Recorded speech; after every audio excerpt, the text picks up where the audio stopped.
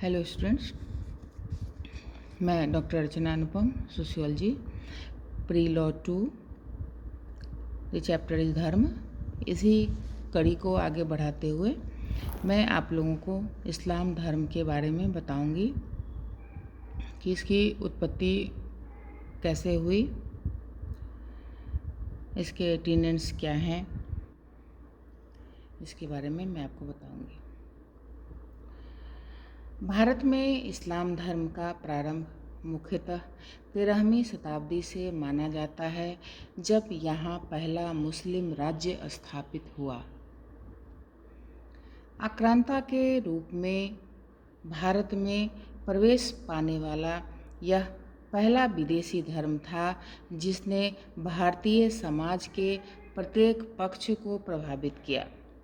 मुस्लिम शासकों ने अपने शासनकाल में जोर जबरदस्ती, प्रलोभन, प्रचार और तलवार की नोक पर भारतीयों को इस्लाम का अनुयायी यानी फॉलोअर्स बनाया और आज इस्लाम के अनुयायियों की संख्या हिंदुओं के बाद सर्वाधिक है, जो 2011 की जनगणना के अनुसार कुल जनसंख्या का लगभग 14.2% है।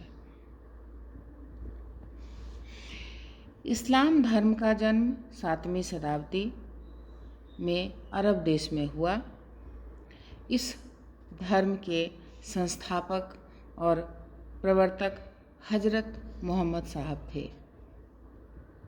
इनका जन्म अरब के मक्का शहर में 570 ईस्वी में हुआ।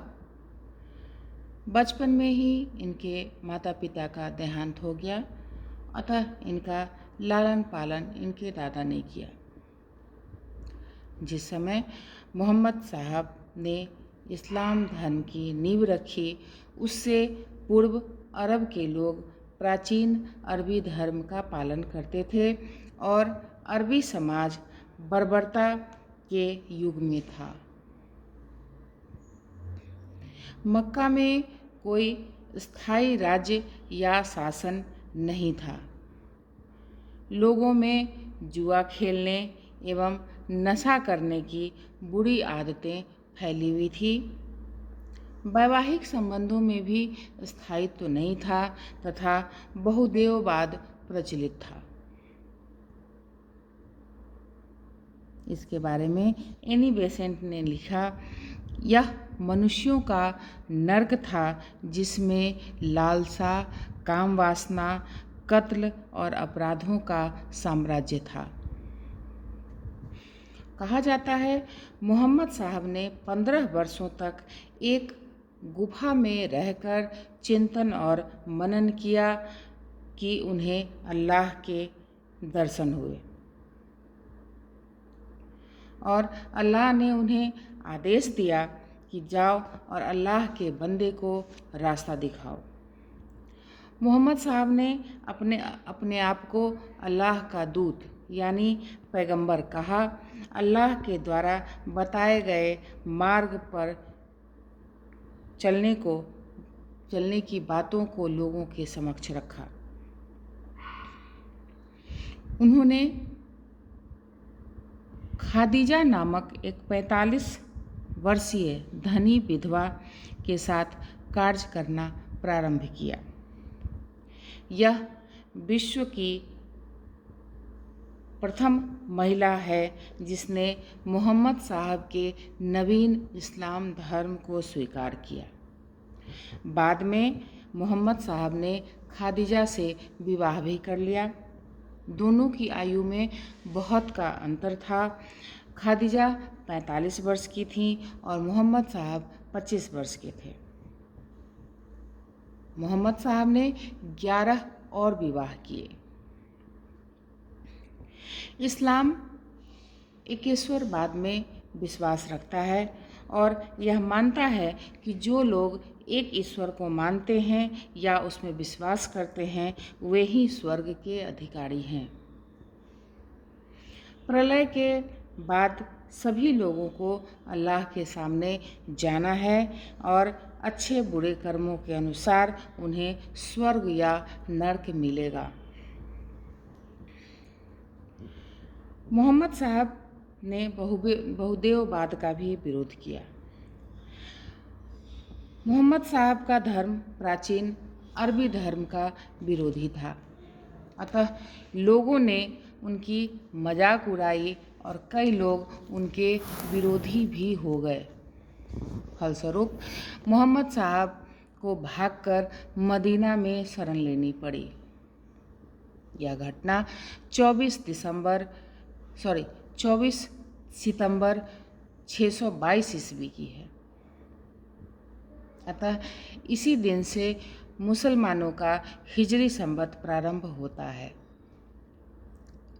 मदीना में मोहम्मद साहब ने इस्लाम धर्म को एक व्यवस्थित स्वरूप प्रदान किया।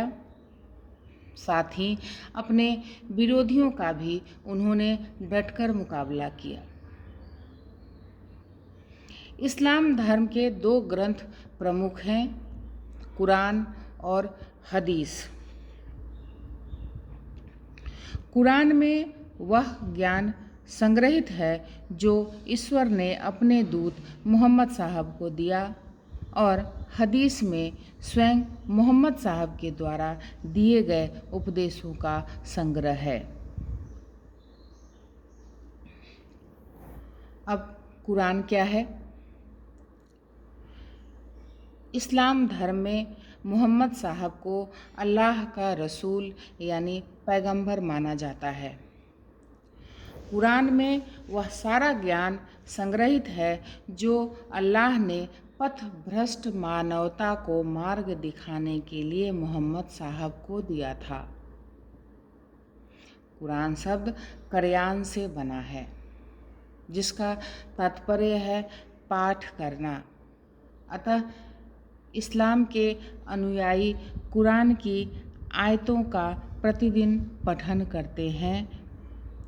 ऐसी मान्यता है कि कुरान की मूल बातें कुछ तख्तियों पर लिखी हुई है और वे 7वें आसमान पर रखी हुई हैं।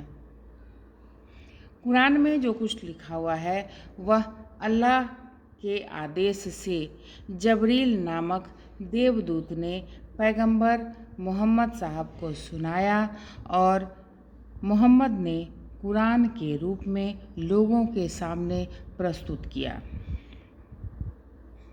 कुरान में कुल 114 अध्याय हैं, जिनमें से 90 का संग्रह मक्का में और शेष 24 का मदीना में किया गया है।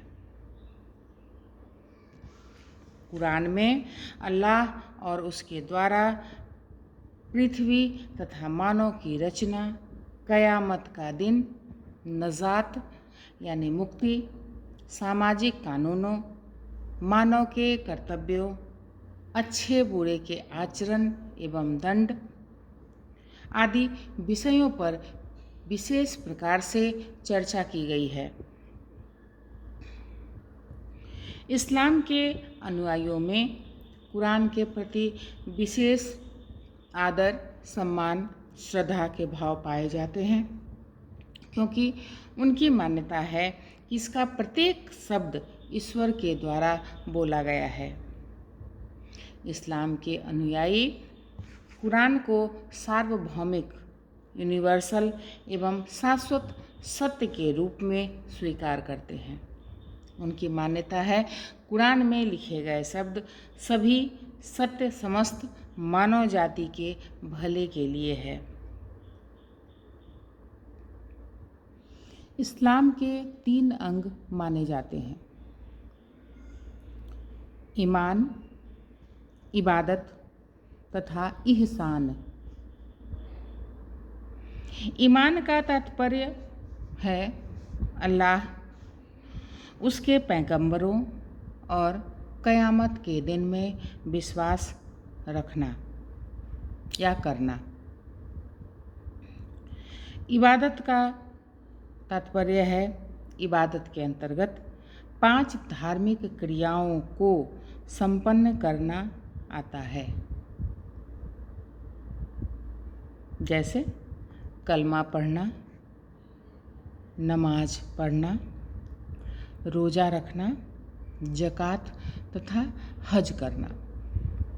और एहसान का तात्पर्य है, एहसान में एक सच्चे मुसलमान को चाहिए कि वह अपने आप को खुदा के प्रति समर्पित कर दे।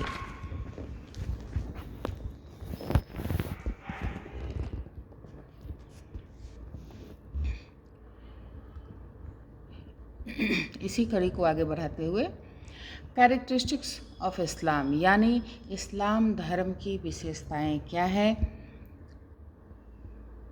इस्लाम धर्म की भी अपनी विशेषताएं हैं।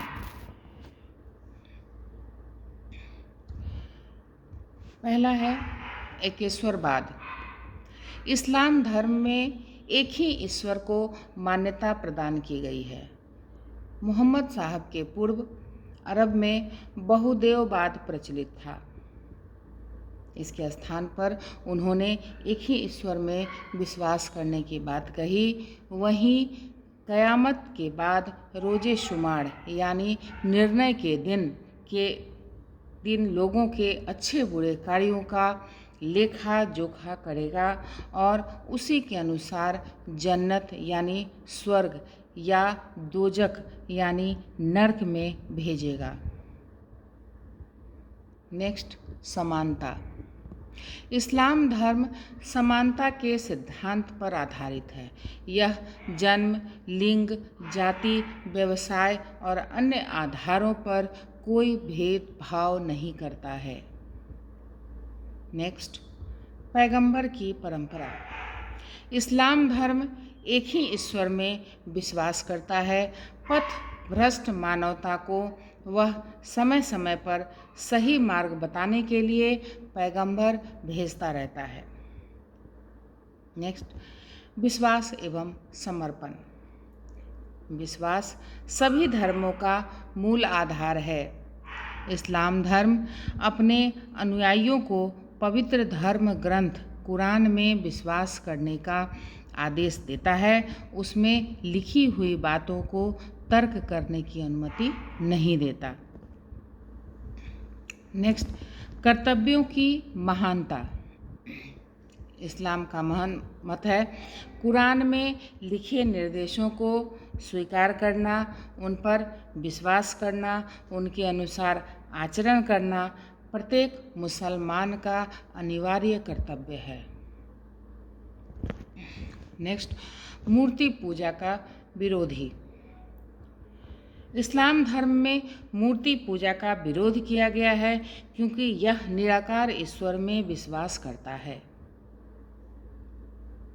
नेक्स्ट, पुनर्जन्म में विश्वास नहीं। इस्लाम धर्म हिंदुओं की भांति पुनर्जन्म में विश्वास नहीं करता, बल्कि यह मानता है कि प्रलय के बाद रोज़े शुमार के दिन खुदा सभी मरे हुए प्राणियों से अच्छे बुरे कार्यों का हिसाब करेगा और उसी के अनुसार उन्हें स्वर्ग या नरक देगा।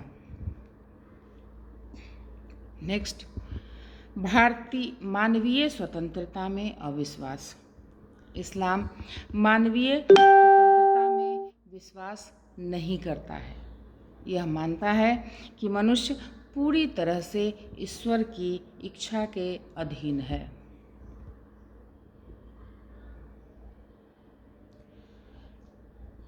इस्लाम धर्म के प्रमुख दो संप्रदाय हैं, शिया और सुन्नी। मोहम्मद साहब के मृत्यु के बाद यह प्रश्न उठा कि अब इस्लाम धर्म का राजनीतिक व धार्मिक नेता कौन होगा। इस बात को लेकर इस्लाम के अनुयायियों में दो समूह बन गए। एक समूह ने मोहम्मद साहब के चचेरे भाई और दामाद अली को इस्लाम का मुखिया माना। उनका तर्क था कि अपनी मृत्यु से पूर्व मोहम्मद साहब ने यह संकेत दिया था कि अली ही उनके बाद मुखिया होंगे। यह संप्रदाय आगे चलकर शिया कहलाया। दूसरे समूह ने इस्लाम को अली का मुखिया स्वीकार नहीं किया। इस समूह का कहना था कि मुखिया का निर्धारण सभी के सहमति से हो। इस संप्रदाय के लोग सुन्नी कहलाए। इन दोनों की विचारधाराओं में वर्तमान में अनेक भेद पाए जाते हैं, यद्यपि इनकी उत्पत्ति का स्रोत एक ही है, मोहम्मद हजरत साहब। उम्मीद है ये आपको अच्छी तरीके से समझ में आ गया होगा। Thank you.